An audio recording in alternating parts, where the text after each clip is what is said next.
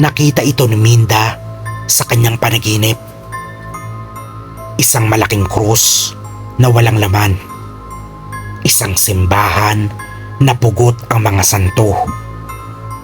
At sa gitna ng altar, isang dugoang papel na may nakasulat. Wala na siya. Tuwing mahal na araw, tahimik ang bayan ng San Telmo. Walang musika, walang tawanan. Pero ngayong taon, iba ang katahimikan. Parang may nagmamasid. Parang may nagmamatyag.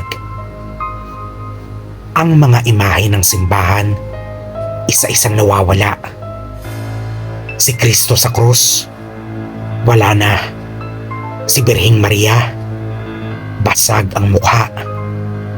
At ang pari ng bayan, si Padre Rogelio, nagising isang madaling araw na duguan ng kamay at hindi maalala kung anong nangyari. Sinira ng mga demonyo ang simbahan. Sigaw ng ilan. Panahon na ng paghuhukom. Bulong ng matatanda.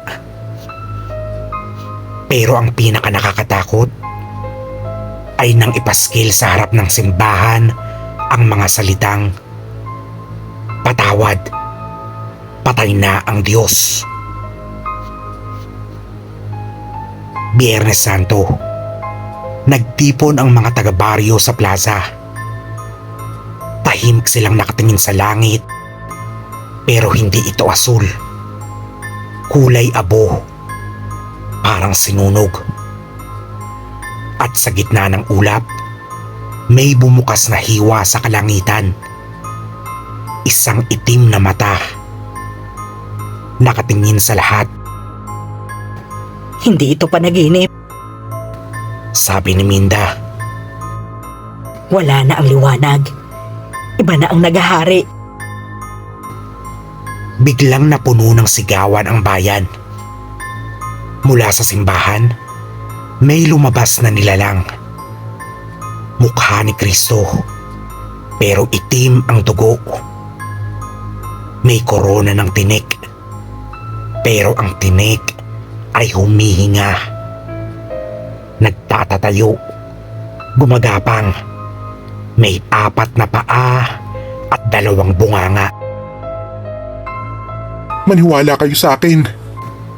Sigaw ni Padre Rogelio habang hawak ang isang kandilang hindi nauubos.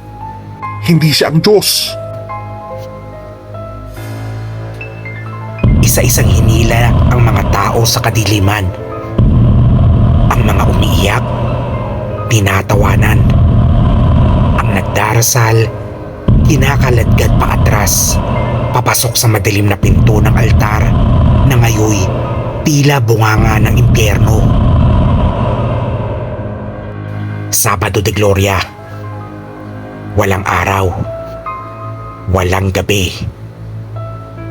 Walang katawan na natagpuan, kundi ang kandila sa kamay ni Padre Rogelio.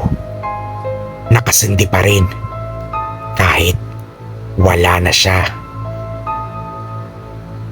Sa huling pahina ng Bibliyang natagpuan sa plaza, may nakasulat, "Ang tunay na Diyos ay hindi kailanman mamamatay, pero ang paniniwala ng tao unti-unting nilalamon ng kadiliman."